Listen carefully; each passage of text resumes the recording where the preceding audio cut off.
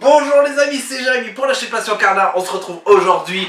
Et aujourd'hui, qu'est-ce qu'on va voir ensemble? Le montage drop shot. Pourquoi je vais t'expliquer ce montage drop shot?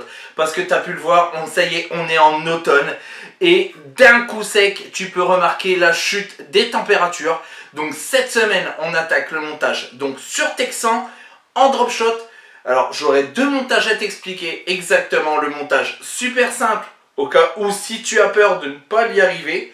Et tu auras un montage un peu plus dur, donc le véritable montage drop shot. On voit ça tout de suite donc dans ma vidéo. J'espère qu'elle va te plaire parce que la vidéo de la semaine dernière t'as pas forcément plu a priori. J'ai pas eu beaucoup de vues, pas beaucoup de retours. Donc c'est pas grave, j'espère que cette semaine va beaucoup se rattraper. Je te laisse regarder comme d'habitude avec mon téléphone. Je vais essayer de bien cadrer de façon que tu vois les nœuds, les montages complets. Je te laisse voir ça dans quelques secondes. Ne quitte pas. À tout de suite. Et voilà, du coup, on se retrouve là. Allez, on attaque du coup le montage en drop shot. Alors, ce montage drop shot, c'est celui-là. Donc, c'est le Texan. Donc, l'hameçon. Et tu vois que là, la particularité du Texan, c'est que là, ça te fait un petit truc comme ça. Et ben là, tu vas faire quoi? Tu vois, tu as un petit trou à l'intérieur. Et ben, tu passes donc ton excédent qui est là. Tu le passes ton fil dans le trou.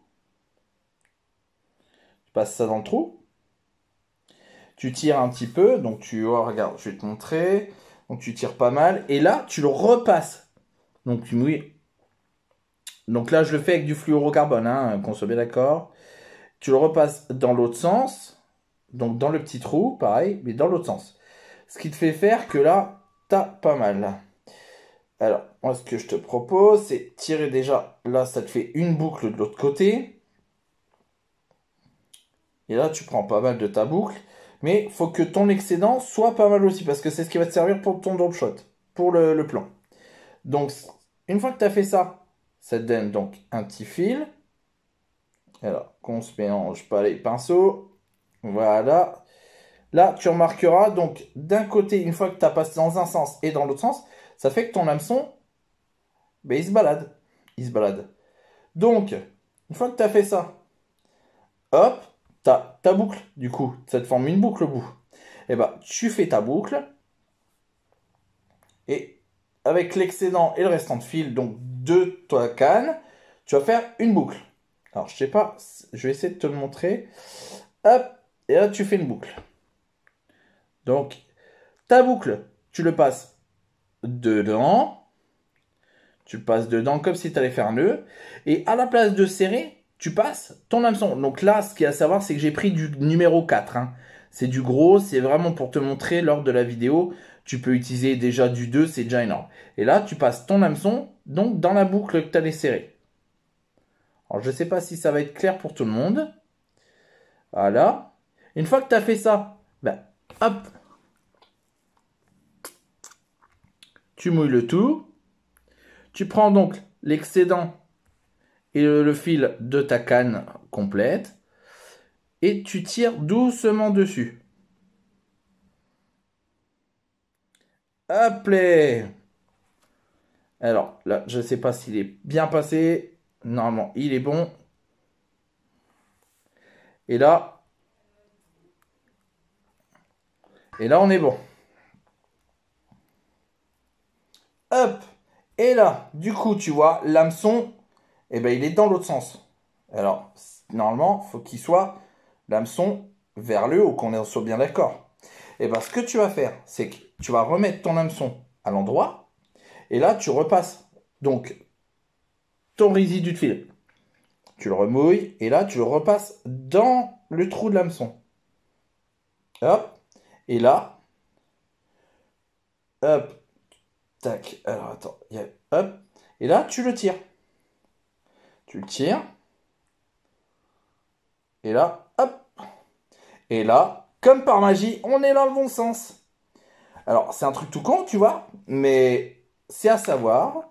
Et en dessous, tu vois, ton petit résidu de fil quand tu fais l'image du départ, quand tu fais ta boucle. Donc forcément, ton résidu, il faut que tu laisses assez long. Donc, tu n'es pas obligé de laisser 1 mètre non plus. Et tu laisses à peu près 30-40 cm. Donc là, je sais pas si j'ai une règle dans le coin. Je crois pas. Mais là, on va dire, je suis à 30 cm, hein, quelque chose comme ça. Une fois que tu as fait ça, eh ben, c'est simple. Tu prends donc, moi, un petit plombé spécial drop shot.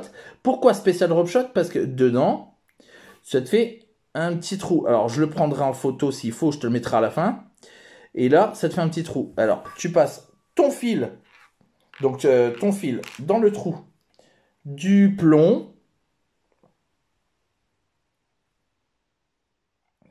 Hop. Et après, c'est à toi de faire ton guide. Donc, c'est à toi de te dire, il y a plus de fond, il y a moins de fond. Sachant qu'il faut que tu sois à peu près à 30-40 de fond, c'est largement suffisant. Quand tu vas dans un canot 20 cm, c'est largement suffisant. Une fois que tu as trouvé le bon positionnement, et bah, tu serres. Hop. Donc, ça se cale tout seul. Hein, t'as pas besoin de serrer fort. Hein, tu vas voir, ça se resserre. Pour ceux qui connaissent pas, je pourrais essayer de l'expliquer, soit sous un live ou autre chose. Il n'y a pas, y a pas de problème en tout cas. Et une fois que tu as fait ça, ton plan, regarde, ton plan, il ne bougera pas. Il ne bougera pas. Ce qui fait que ton montage, bah, il devient très bon. Voilà. Et après, donc, pour faire la fin, là, moi, je l'ai monté sur une écrevisse. Donc, si tu veux, on peut regarder ensemble pour faire le montage de l'écrevisse dessus. Alors, je vais redémonter de celui-là. Ça, je pourrais te montrer. Tac. Tac. Alors, tu prends... Là, c'est une écrevisse. Donc, l'écrevisse, c'est de la marque. Donc, Ginza Grovel. C'est celui-là. En 9 cm. Et ça s'appelle le... alors, le Rial Crow. Voilà. Allez, je vais te montrer du coup... Pour le montage, ça, on l'avait vu ensemble sur une ancienne vidéo, mais c'est pas grave, je vais te le remontrer au passage. Donc, tu prends l'hameçon, tu le piques bien, donc toujours au cul de ton leurre. Et là, tu calcules, donc tu regardes à peu près, tu te dis là, alors je vais te montrer, tu vois, faut que tu regardes par rapport à l'hameçon. Hop, et là, tu le piques au cul. Et là, tu prends à peu près 2-4 cm et tu le repiques dans l'autre sens. Ce qui fait que là, en fait, c'est la partie qui va rester ici. Donc, il faut à peu près 2 cm, un grand max. Hein. Une fois que tu as fait ça, eh ben, tu l'emmènes jusqu'au bout. Voilà. Hop. Une fois que tu l'as mis, regarde. Là, il est passé dedans. Une fois que tu l'as mis, eh ben, de l'autre côté, tu as un trou en dessous. Eh ben, il te suffit juste de passer l'hameçon dedans. Tu passes l'hameçon, tu essaies de le calculer. Hop. Tac. Et là, ton hameçon, il est bon. Regarde. Tadam. Et là, on est plutôt pas mal. Ton hameçon est bon. Ton montage est bon. Là, on va tirer le fil. On va essayer de regarder. Tac. Ce qui va faire que quand tu seras au fond dans l'eau, eh ben, ça va faire comme ça. Il va vraiment nager de haut en bas. Sachant que c'est une écrevisse, donc il faut vraiment que ça aille dans le fond. N'hésite pas à jouer avec ton plombé qui est ici. À le remonter si vraiment tu sens qu'on n'est pas bon. Mais là, on est carrément bon sur le montage.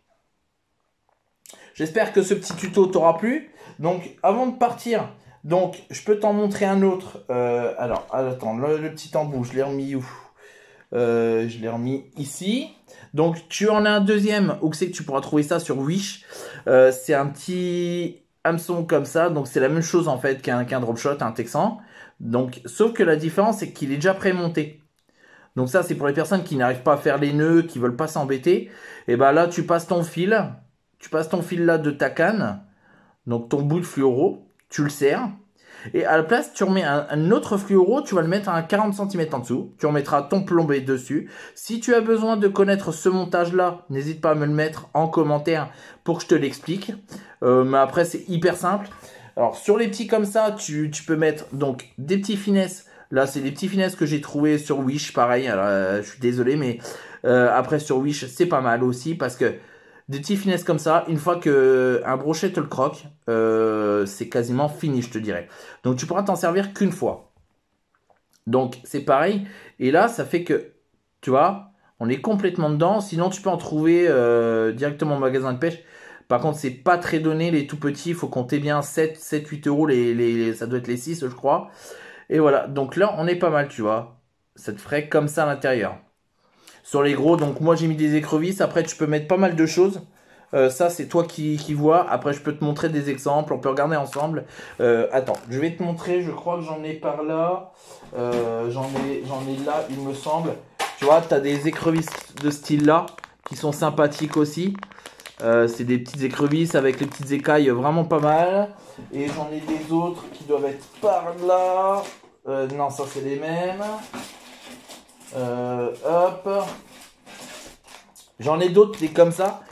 Et ça, c'est plus intéressant aussi à regarder, tu vois. Je sais pas si tu veux le voir. Et là, ça s'appelle donc les Cigara Crow. Et ça doit être pareil, c'est en 8 cm, tu vois. Ça bouge quasiment pas. Donc ça, c'est pas mal. C'est pas mal aussi à savoir. J'espère que ce tuto-là t'aura plu.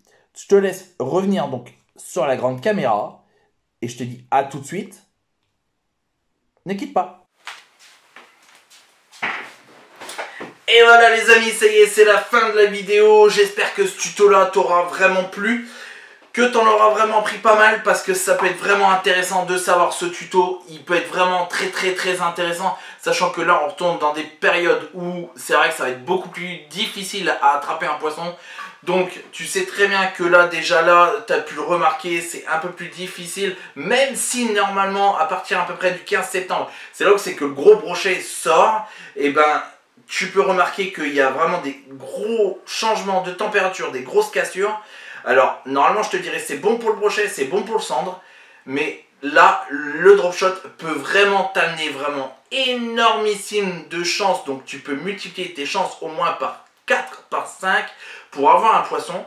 Donc, moi, il ne me reste plus qu'à tester ce leurre. Pourquoi pas en faire une vidéo la semaine prochaine? N'hésite pas à mettre ça en commentaire. Mettre en bas de ma vidéo donc un gros like si tu l'as vraiment bien compris, bien aimé. Un petit commentaire pour me dire exactement si tu veux voir un tuto la semaine prochaine, mais normalement ce sera un tuto au niveau du lancer, regarder exactement ce que ça reproduit dans l'eau, savoir exactement si on peut avoir des touches, si on peut avoir pas mal de choses. Donc si ça t'a plu, un gros like s'il te plaît pour m'aider à avancer. N'hésite pas à liker, commenter, partager ma vidéo. J'espère que cette vidéo t'aura plu. Sinon, eh ben, j'en suis désolé, mais en tout cas, je l'espère du fond du cœur que ça t'a plu. Moi, je te dis à la semaine prochaine. Donc, on voit ça ensemble au bord de l'eau.